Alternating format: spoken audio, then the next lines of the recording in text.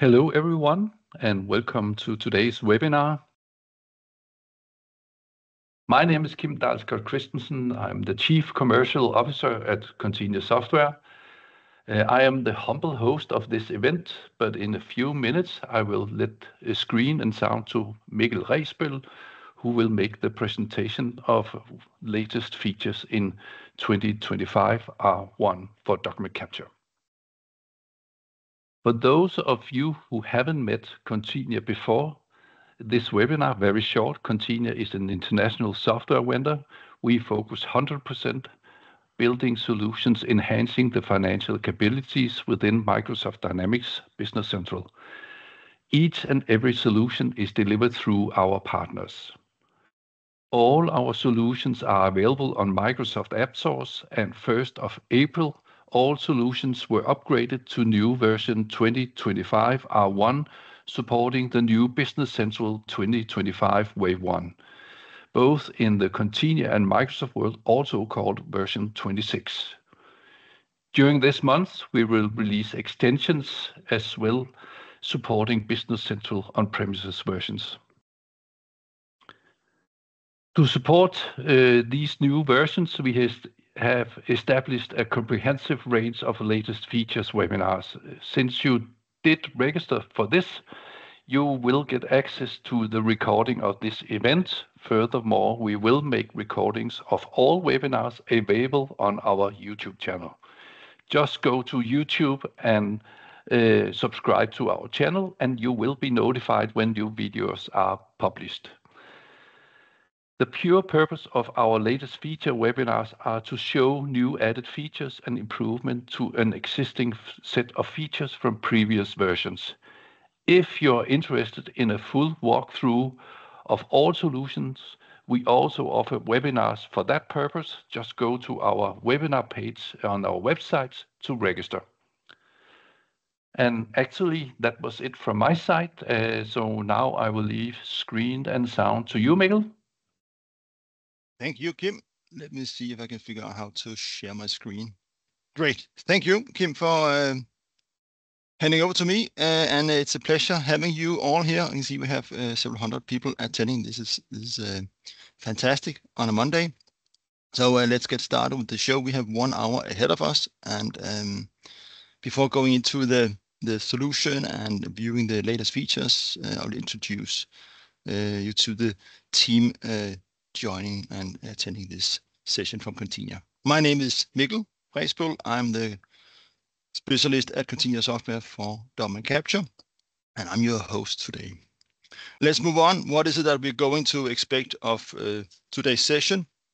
Well, I'll go through some main themes of the roadmap, the public roadmap that some of you may have looked at in our docs page, homepage. And I will also include a few other additional features that were not mentioned in the roadmap. The walkthrough here will be a simple one. I will not go into a deep dive of each feature. It should be quite easy for everybody to tag along. And the question that most likely will pop up is that how can I get access to the new version? Everybody can spin up a sandbox and add the DC document capture app. If you are a Continia partner, you will in a few days have access to the updated demo portal. So something to look forward to. Let's move on and jump into the real stuff that we're going to look at, the new and latest features in document capture. So let's take a walk through the different areas. Platform and technology. Document capture is available for Business Central 24, 25, and 26, and you can upgrade directly from these older versions of document capture. Moving a bit along here, country and regional, we have done a few items for that area. In particular, we have enhanced the Swiss QR code handling. Move over to the right-hand side, we have an enhanced user experience section, and this is something that will be most of the theme for today, that we have enhanced and improved the way that you experience and use document capture. We see here for the document controller and for some links in the assisted setup will improve your way of working. As well as for messaging and comments, we also did a good job on improving those, adding more messages, and here you can see for sustainability, interaction, and order receipt matching also did a nice job. The last item on the list, upgraded continuous sustainability integration, is highlighted and has a check mark in front of it, meaning that we're going to look at that later on, either as a brief talk or with a demonstration, a live demonstration. Let's move on. Looking at the documents and templates area, the core of document capture could say how to handle documents. We did a lot in regards to improving the user experience. We're going to look at a few of those today. If you look further down the list, we also have the button. We have renamed 2 fields in multiple pages, account type and account number. You can look forward to having a more streamlined user interface and aligning with BC Central as well. We have at the bottom here, create vendors and customers from XML documents, which is quite cool. So previously you can only do that from PDF files. Now it's also possible from an XML document to create those vendor and customer cards. But we're going to look at a bunch of things here. So if you look a bit more to the right, we have something that we're not going to look at. Again, enhanced user experience for purchase contracts. Great deal of improvements have been done there in order to give you a better feeling with the solution. Order and receipt matching, we're going to look at how to handle unit of measure discrepancies and in the matching process. That is quite cool, I would say. You can look forward to that. Focusing on the e-documents theme, we did a big job of improving that part to make sure that everything that changes in the e-documents world, the XML area, is included in document capture e-documents module. And well, it's actually not a module; it's a feature inside document capture. I need to say that correctly. And we're also going to look at payment means, how to handle that, and a new continued delivery network participation test mode, which is quite cool when you want to try out your settings before you actually send the document to a vendor or a customer. So those two are kind of linked together in my demonstration. I'm going to look at that later. But there's a lot of things going on in the e-documents globally in many countries that has been embraced very quickly, and document capture continues with that. With that change in the world, we have improved also the e-documents system. Few things here on the right hand side. We did changes to the document approval in order to, again, user experience enhancements. And we're going to look at briefly an approval user group to make it more easy for using the web approval portal, how to set that up. And there's support for a standard functionality in Business Central, corrective actions on purchase invoices. We'll also take a sneak peek on that one. So what is to be looked at later, the highlights in the demonstration of today's session will be all these items. Quite a lot, but we have 50 minutes ahead of us, so we should be able to do that. Let's start out with the general application area, where we are to look at the upgraded continuous sustainability integration. And as mentioned earlier, feel free to post your questions at any time. I hope that we already got a few ones. So yeah, moving on. Let's see, what did we do here? We did many different things, and we're going to look at the headlines of what we changed and what we improved. And in general, we did a lot of changes to the journal and the document card in order to make the sustainability app and document capture go hand in hand through all scenarios.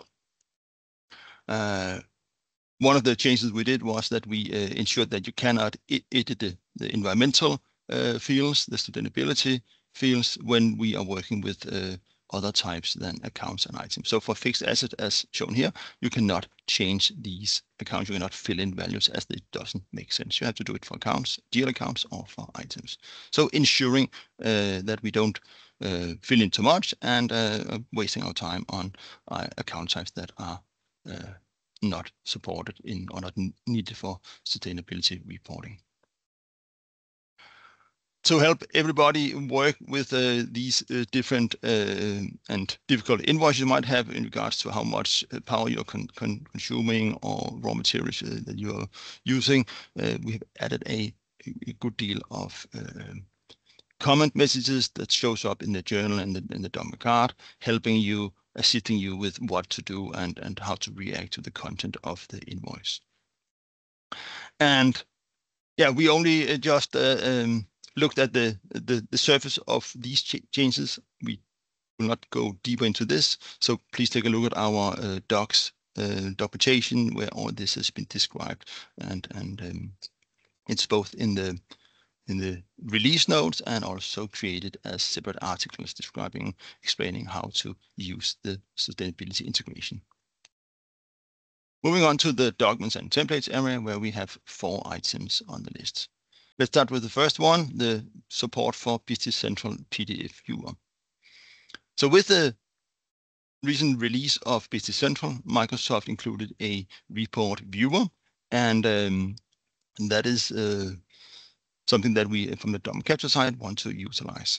So when you open your attachments, like here in this one for my invoice, 107014, I have 2 attachments, the invoice and an extra added document.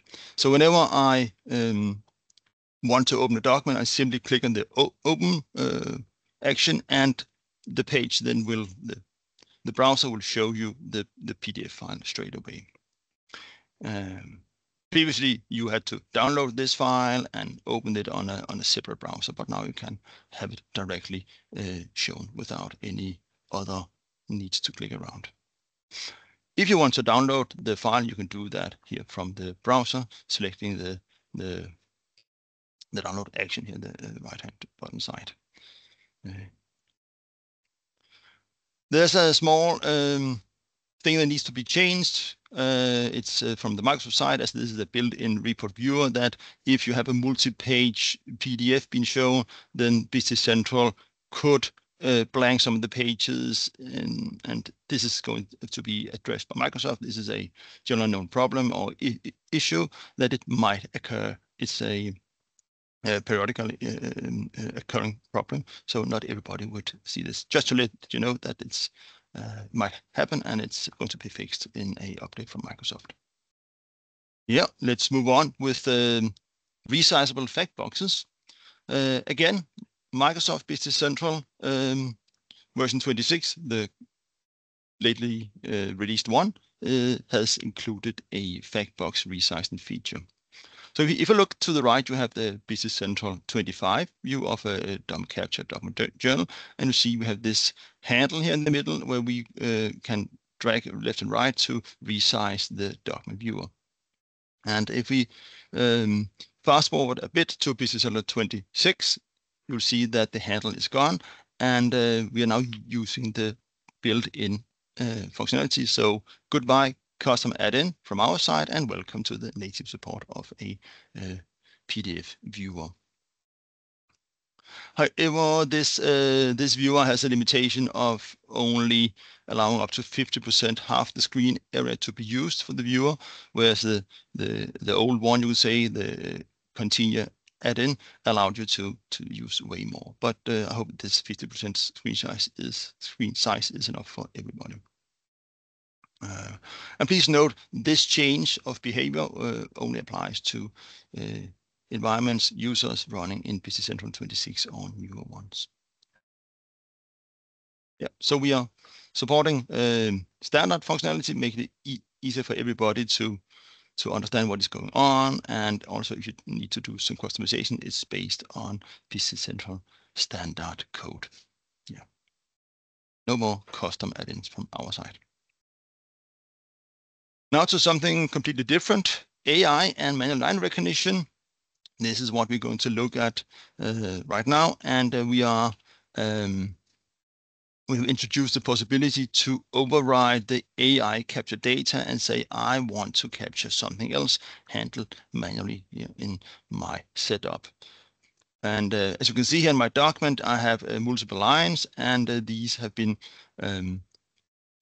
captured nicely using orange and blue boxes that are a bit off compared to where my item numbers are. So I have in my AI recognized fields, description in this case, I'm capturing a value that is being pushed into the dogma lines, taken from a position where I want it to be taken from and not where the AI thought it should take it from. So if the AI doesn't give you what you want, then you can switch over to good old solid dogma capture, manual capture. Of course, automated through the captions or positions, so in the future there will be no manual interaction here. You can either capture the value, the blue box only, or if you want to, it's an option. You can also mark a caption, a headline, and say whenever this value is being found, then capture the actual text you want to include in your invoice.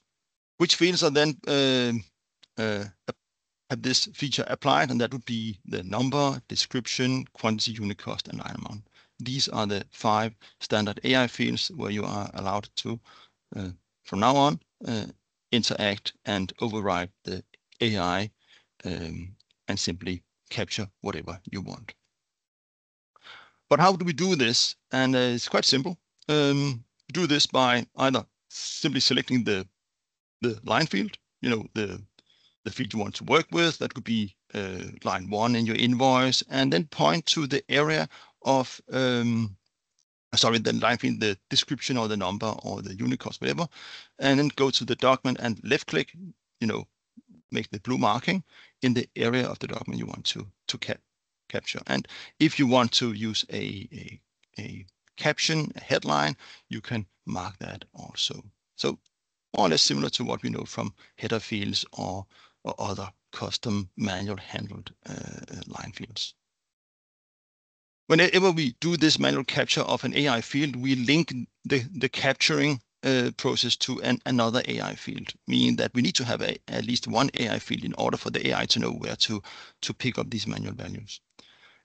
So meaning if you capture all the AI fields through manual processing, then the dogma capture will automatically say to you, hey, why don't we switch to manual, because you actually no AI fields left. So you could experience this pop up on your screen once you have marked all the AI fields as manual fields. But this is just to help you and ensure that you are working in the right way. Talking about working, why don't we see this in a live session?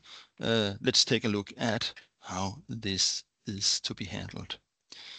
Cool. Yeah, I'm in my dogma capture environment. I have 6 documents imported. I'm going to use a couple of them to recognize some data. So let's take a look at the first one from Not Publishers. So this is an invoice with invoice lines, as you can see to the right. Let's go to the document card and do some recognition. And I will activate the AI. There we are. And the AI captures quite a lot. It captures the text block London chair and a text I put in here to illustrate that we could have text on different lines. So it's moved a bit vertically further down. Notice, please, that the description text doesn't include the quantity, as the quantity is captured by the quantity itself. So the AI is quite intelligent and say, oh, we just need text, not the quantity value. But it picks up a bit too much. I just want this way more interesting text. Just like further down, I want to have, so is this not been included. And the last one takes this full block of text a bit too much. And I want to exclude the item text in the left-hand side. So let's go into the field and simply mark with my left mouse button. I want to capture this text and go to my recognize fields. And as you can see, I get to capture my specific text from a specific location, even though it's not in the same line, it's further down. I can capture that very simply. You might say this is not a big deal. We can be doing that for ages, Mikkel. Well, not quite, because when it's an AI field, like the number, description, quantity, unit cost, and line amount, this has until now not been possible to change. Either use the AI or you didn't use the AI for AI fields. So this is a huge step into combining AI and manual capture. Let's try another document, which is a bit more complex. Here we have a bunch of lines. Let's start out with doing some manual capture. Sorry, AI capture before going to the manual part. And there we are. A good number of lines have been captured with the right text. It all looks so swell. Everything is cool, except for my need, I don't want to have the naming of the products shown in my description when I post it. I want this to be the reference shown above each section. So what did you buy for the reception, or for the second floor main room, or for the CEO's office? So let's take a look at the first one. So how do I handle this? Yeah, just as before, go and mark the text with the left mouse button, do a blue marking and click recognize fields, and you can see the text being captured on the way down. I get my reception, I get my second floor main room, and I get my CEO's office.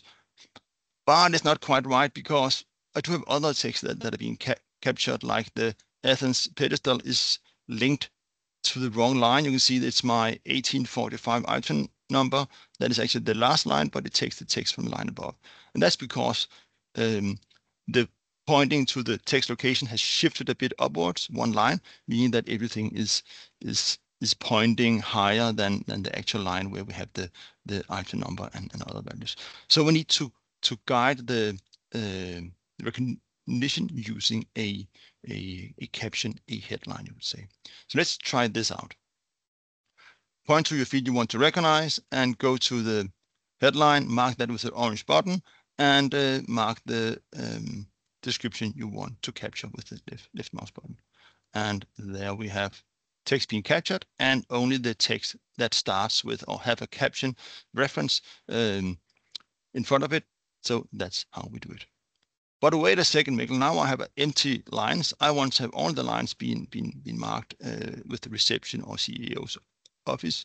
Yeah, that's quite simple. Let's go in and reuse one of the cool features that we have in Document Capture. When a value is empty in a line, you could pick a value from another place, like this previous line. And by doing so, I get the description field fill in with values that make good sense to me when I want to post this invoice. So very simple, very straightforward. You can easily override the AI, combine it with manual capturing. I like this. Let's move on. Time's flying. I can see I need to speed up a bit, I guess. Moving documents to another category is a thing we've been able to do for quite a while in Document Capture. Now you can do this change category to any category using the action that has previously been limited to do through the column field in your document journal. So when you select the change category action, we can now choose any category and the document will be moved to the right place. And we also improved if you use the column document category code and change your value through that, the document will be automatically recognized in the destination category where you move the document to. Previously, that has been requiring a manual click after you have moved it. But now that is all handled in the background by the automated system. So what else did we do in this area? Yeah, moving documents to another company is also possible. We've been able to do that for a while, but now we included a display name, so you can see what is the display name, not the configured name of the actual company, but what we tend to call it inside internally here in my department or in my company.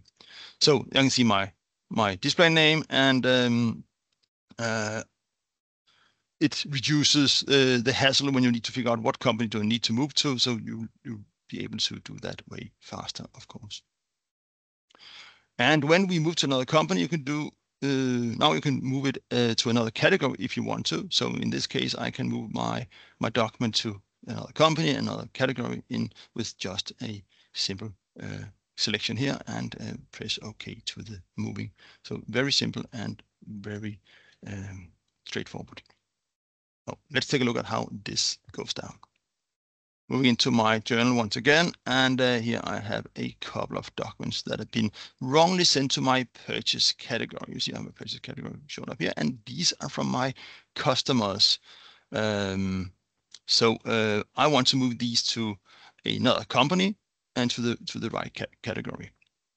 What do I do? Well, let's just mark those two documents and move them in one go by selecting Move to Company.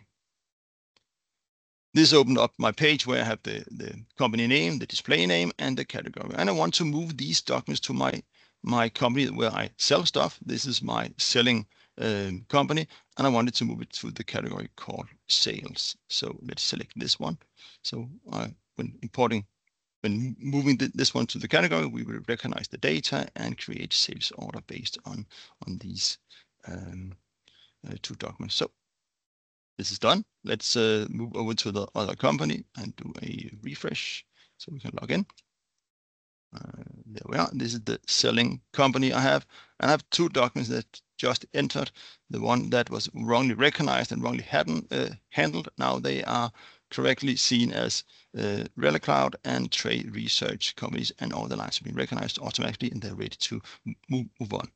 So if I had activated auto registration on these two documents on the templates, they would be created as sales orders straight away when I moved it from my main company to my selling company.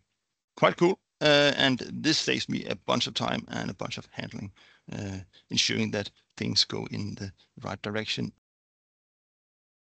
Another important area is the order and receipt matching. There we're going to look at the unit of measure matching. So what is this about, Mikkel?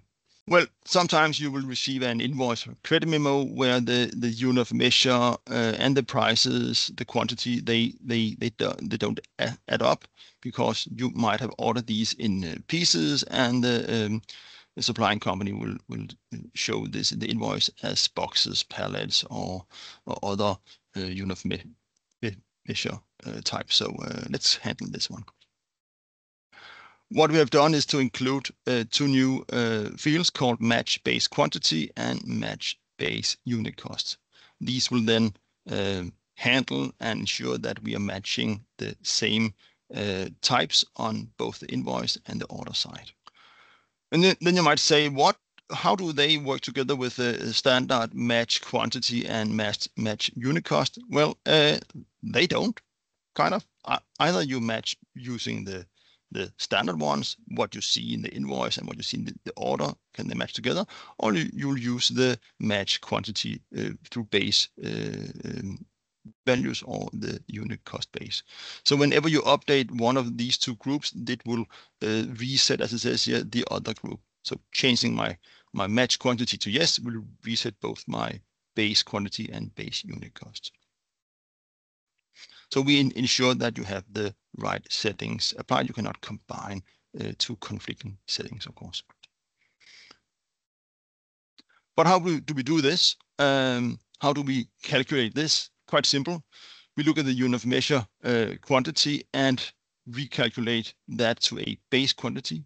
We look at the unit cost and say, hey, that would then do another base cost amount value due to the unit of measure being involved. So the unit cost and the quantity on both sides of the hedge, the invoice and the order, will be recalculated. Let's see an example here where we have an Amsterdam lamp, where in the order says boxes. So we order this in boxes, and whenever we do the matching, we will calculate how many pieces the base unit of measure field from the item card does this equal to. So in a box might be 2 or 5 or 10. So we will multiply the unit of measure code amount with the quantity with what it matches in the base unit of measure value on the item card. And that conversion goes both ways. So the invoice is converted, the invoice values are converted into base values, so as the order. Then when we register the invoice after doing the match, you might wonder what happens. Well, we make sure that what we see in the order is brought forward to the invoice, because the order is what we know in our company, what we have decided to handle This is 5 boxes of lamps. Therefore, on the invoice card, we will see 5 boxes of lamps and not 20 pieces, if it might be that in the invoice. So we will make sure that the order, the original order and the created invoice, they are aligned in a perfect way.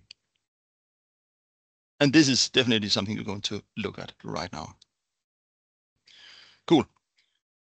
Yeah, I have a document here we're going to look at from Wildword Importers. I have an order number 106015 that's been recognized, and we have some lines. So let's start out with the line recognition. I'm going to activate that once and for all for this vendor. So there we are. AI does the trick. And here I have 20 and 5 and 21 been found. And as you can see, I don't have the unit of measure field available. It is shown in the invoice in the line section, so I want to add that. Let me do this quite simple. I could go to my template menu and say add template and do a lot of stuff, but I can also just hold down my control key after I've highlighted the line I want to work with, hold down the control key and left click on the value to get this guide popping up, helping me with what to do. And I want to have a existing template field added, one I know that I have in my possession in background. I can add it to my templates anytime. Unit of measure code, and this is now simply added by left clicking a few times and then select recognize fields to capture all the values in that column. So control on left click in the value, and then you get this guide, select the field, and then you're done. So I have the unit of measure value brought into my line recognition. I can start doing my matching process. So let's take a look at this one. Here I have my order lines, 5 lines in total, 5, 5, 10, 10, 10. And if you look at the invoice, we have also 5 lines, but 25 and 1, 1. So this is definitely other quantities. And you also see the unit of measures being used here are not the same. The lamp here is in boxes, whereas the lamp in the invoice is in pieces, just like my guest chairs and swivel chairs are in pieces on my order. They are brought to me on some pallets, 1 pallet of chairs. That is definitely not the same quantity and not the same unit of measure. But let's take a look at the template to see what we can do about this. I have some settings in here, and you can see I have these base quantity already activated. Let's try to flip the switch and say I want to use the standard quantity. And as soon as I do this, the base quantities are being reset. So I cannot combine those. We ensure that because you cannot say I want these types to be matched to another type. It doesn't add up in the real world. So we ensure that is handled correctly. So let's see what goes on when I have my quantity being matched. Click on this one and select perform match. Yeah, something is matched. As you can see, we have a quantity of 5 in the document lines to recognize. We have 1 line. This is my whiteboards, 5 quantity. That is what we wanted to match through the quantity number. And we see the first line is after the lamp is being, bundled together. So 5 whiteboards with 5 lamps. This is definitely not correct, but dummy capture matching process does what we have told it to do, match based on quantity, and this was the only match.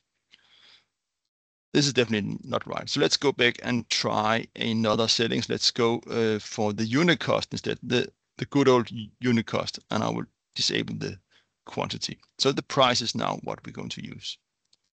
So perform match, and what happens? We have 5 whiteboards matched to 5 whiteboards because the prices do match. We have a price of 700 each, and that is what it says in the order. So this is just perfect. But wait a second, Mikkel. What about all the rest of the lines? I need to handle those, and I don't want to do it manually.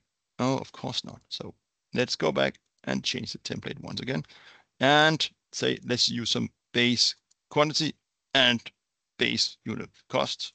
You don't need both, but let's just take this for fun to see that it does actually combine those and work perfectly together. And if we do a perform match now, you'll see that all the lines are matched. We have a perfect match at the top, match amount 15,800, 0 difference, really great. And all the lines are matched. 5 of those Antonine lamps with 20, you see 20 matched. The prices are a bit different though. So we have on the order 100 for each box, where it says 25 for each piece down here. But the total amount of the invoice and the order, they do match together. So it's more the amount that is being focused on here than the individual cost, you could say. All this is just great and cool. I want to move on. This document is in perfect shape right now. So let's try to register this invoice. As you can see, this is completely matched. And if I move on and register the document, you see that we have the invoice created with not the unit of measures marked in the invoice, but with the unit of measure codes from my order. So this is familiar data. This is how we wanted to have them registered in our company. And well, what's more to say? It's just cool. Yeah, I like this. Moving over to document approval, we did a tiny little thing here in regards to also creation of approval user group called all. So what is that about, Mikkel? Well, for improving your experience with the web approval portal, we have introduced a approval user group also creation. So we will create a group called all, as you can see here, that will contain all account types and dimensions with permissions to do everything on those. So for GL accounts, you can do the assigning and approval. For items, the same, and so on. This is done in order to ease your setup when you start using Web Approval Portal the first time. We have seen a number of customers that came into a dead end where they couldn't select any accounts in the Web Approval Portal simply because they forgot to set this up. And now we do the setup for you automatically, creating this group. What you need to do is to assign this to the users you want to allow access to the approval portal, of course. So not everybody can assign everything or all accounts or approve all accounts. But this is simply to guide you easier toward a fast start with document capture. But how do you enable this stuff, Mikkel? Very simple. Once you run your DC setup, either in the setup guide or on the DC document capture setup page, once you activate one of those options to approve invoices, credit memos, or orders, or return orders, this group is being created. And yeah, as it says here, it makes sure that you have a good and smooth start with the Web Approval Portal. So trying to save you a bit of time setting up document capture. This is what this is all about. We have one item here on the purchase document side. It's for the corrective actions that you can do in Business Central on purchase invoices. I guess many of you have experienced you needed to do some altering, changing some values on the purchase invoice, and this is what you do in Business Central.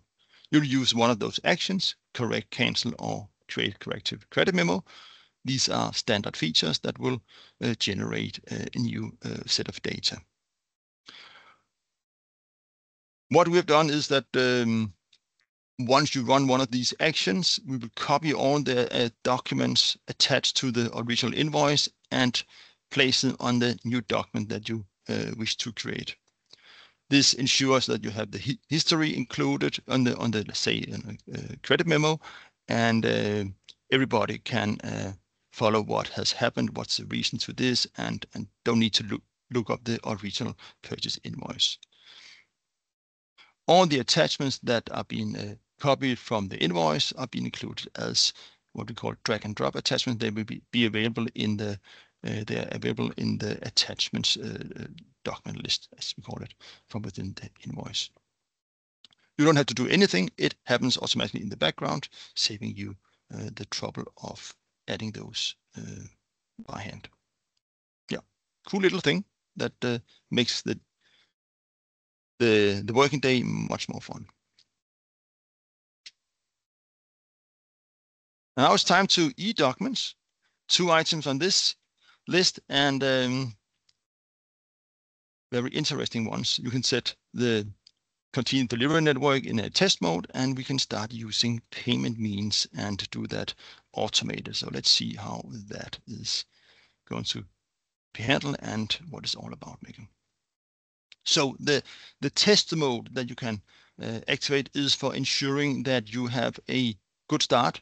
You have a possibility to set up your e-documents and configure whatever parts you need to configure and see that in action before you actually post it to your customers or to your vendors. You want to make sure that everything is correctly configured before interacting with the outside world. What we do is that we'll go into the Continue e-document setup and activate this test mode. Doing so will, as it says here, hold back all communication. It will hold and suspend whatever incoming and outgoing documents you might have. So all automated sending is suspended. They will put in a queue. So whenever you reactivate live mode, you could say, then they are being pushed out. All documents coming in will be automatically put in a queue in the Continue Delivery network, waiting for you to go back into production mode and out of the test mode. So don't worry, nothing is being skipped or missed. It's just put in a line waiting for you to open the store once again. This allows us to resend any documents, so you can test it again and again and again, and the documents that we send will be marked with a test status. So you can see these are not for real. Those records that we have put into the e-documents tables are being represented, shown, displayed with a marking that these are test, and you might need to send them once again when you go live with your connection. The test mode is also activated in case you copy a company or an environment that puts all the participations, all the configuration related to communication into a test mode, ensuring that nothing is being imported into a copy of a company. So we will stop that, of course, until you have changed all your settings. Your participation will be updated, and then you can switch to production mode.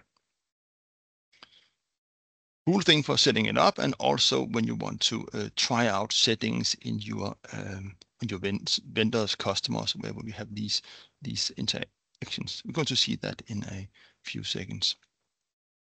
The payment means is a different area, another area of e-documents where we have done some improvements. Actually, we added quite a lot to this area.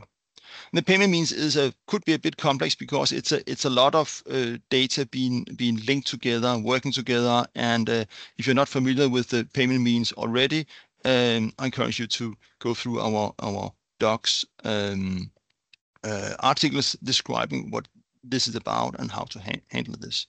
But this is about getting full control, as it says here, of your payment setup. How do you want the money entering your bank account when you issue a sales invoice? So how are they to be delivered to you and into what account? This is what we can configure here. So in this case, I have a list of payment means, and one is the KID. This is a Norwegian commonly used format, and you configure that straightforward. We guide you with this setup. So whenever you choose a specific setting, a field, other settings will either open or close, guiding you to fill in the required fields for that type of payment mean. And what formats do support this? Currently, those two formats, OIO UBL and Pebble format, are available. These are the formats that can handle these payment means. The payment means themselves are not linked to the document, you could say. They are applied when we send the e-document. So it's not the invoice itself that is being hard configured with a specific value. like the prices or the items or the payment terms. No, the payment means are being applied when we send the e-documents because it's only related to e-documents. So you can change this on the fly and resend the document, send a copy of a document if you want to do that. We actually also added that to e-documents, possibilities to send a copy of a document. Yeah. And these payment means can be configured in different areas, and they have an order in which we look at them. How are they prioritized? Let's take a look at the list. So the customer card, on the customer itself, you can configure and say, whenever I send an e-document to this customer, my customer number 10,000, I will use the pay to bank payment means. So they have to do a bank transfer. This is very specific for the customer. Everything that is invoiced and sent to this customer requires this payment mean. If nothing is filled in on the customer card, we'll go look at the bank account. Of course, the bank account needs to be selected for that invoice, but here we have another payment means. It's a KID. So if it didn't have anything on my customer, we'd take it from the bank account. In this case, the checking bank account. And in case I don't have a bank account applied to the invoice, or I have a bank account applied where there's no payment means configured, then we look at the company information. And as you can see here, I have a third type of payment mean. This is a FIG71. This is a Danish format. So I have possibility to override the standard, the common one on the company information with what I have in my bank account, or I can go very specifically into each customer and do that setting. If none of these have been configured, we'll use the default code 42, which is payment to bank, and this is to ensure that we have a payment mean in our e-documents. So you cannot send out an e-document without a payment mean at all. We provide you one in case you didn't configure one. When it comes to the payment means, this is one side, and we have the bank account. The bank account could affect, as you can see here, the bank account chosen could affect which payment mean we are using. But what bank account is then being applied to the document? This is also handled in e-documents. Well, the bank account code on the sales invoice, if that is chosen, this will be selected and used. You might have some bank accounts configured to be used as default depending on the currency. So this one, the checking account, will be applied to all my invoices automatically for that the currency used on that bank account. So if the bank account and the invoice has the same currency, I will automatically throw in the checking, as you can see in my sales invoice. And by using this checking account, I will have my payment means taken from that account automatically. I don't need to choose the payment means anywhere else except, use the automated process that is being applied in. And we're going to look at that in a live demonstration, the combination of payment means and the test mode of delivery network participation. So let's go through some pages first to see where we have all these settings. The Continue e-document setup. Here we have the test mode possibility to enable that. And let's just do that straight away. I want to test something. I want to test my setup, and by selecting this one, you're being communicated that all information sent and received will not enter or go out of your solution. Do you want to continue? Yes, I want to be in a test situation. Cool. Then let's take a look at the payment means setup. What do I have to set up? In my company, I've configured these 4 payment means. This is something that is easily done, configured through a guide that we have in our e-documents. We have all the payment types, means code created. You just need to name them and link them together, as you can be able to see in a second. So if I look at my 004, you see I have named it, and based on my payment means, it automatically gives me some payments code and some additional fields where values are being pre-filled in, and I can alter this if I want to. Moving over to the KID, you see I have fewer fields available because the KID doesn't need or doesn't support the OIO UBEL format as the 004 does. So depending on what payment mean I use, we will ensure that you only see fields that are relevant for your setup.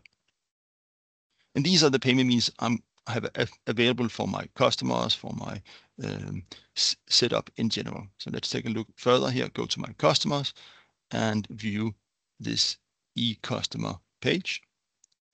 And we can see that this customer doesn't have a payment mean set up, but I could choose one if I wanted from this list of my 4 payment means.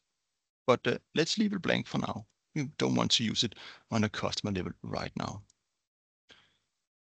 Bank account, we need to take a sneak peek into that and see what goes on here. On my checking account, I set this up to be used as the default for my currency, and it is currency blank, which means local currency. So whenever I have a local currency invoice being created and sent out, I will use this account, the checking account, and I will use the payment means KID. Again, the lookup here will show me the list of all the 4 I've created in my company. Talking about the company, if you go into the company information, what do we have here? There we also have the payment means set up. FIK, this is the 3rd one. We have a blank on the customer. We have a KID on my bank account, and I have in my company information and FIK. So the different configurations depending on what page I'm on, what level of setup I'm looking into. So let's see what this does to the solution. What does this do to my documents? Look at the posted invoice we have here. So if you take a look at the one called 20, you see this is currency code blank. I have one with euros. And if you look at what has been applied to the document when it was sent, let's take a look at the e-document status. It says sent out here. You see others are in status test. They're not really sent. They're just been set internally for viewing the configuration, but this has actually been sent out. And the one without my currency had one setup based on my bank account, payment means, all that. So if you look at the payment means being used, this was a type 31. If we go back and take a look at this one, you see that due to another currency, you might have another bank setup, I have a 93 instead of the 31. So we can handle that automatically when they are sent. The value itself is not stored on the invoice, it's stored on a related table as it was sent. So this is how it is. Let's go back one step and look at the sales invoices that we have ongoing. We have one here, 102233, which has the euro currency and no bank account, and I have another one here, this 34, which has checking, and this is automatically applied through my setting on my bank account due to the currency code is local currency, and now it takes by default my checking account. But what happens if I change the currency? Let's change this one like to Australian dollar and say, okay, yes, I want to update the lines with new prices, and you can see that the one, if it would wake up, there we are, that changing to another currency removes the default bank account, as this is not what I configured in my solution. I wanted to have only the bank account selected if it was local currency. So let's go back to local currency and say, yes, please do that. And the checking account has been added automatically. And through that, I'll get my payment means also included. Yeah. Enough fun playing around with this FieldMaker. Let's go post this invoice. You want to see some sending of e-documents and how to use this test mode. So I will go in and say post this one.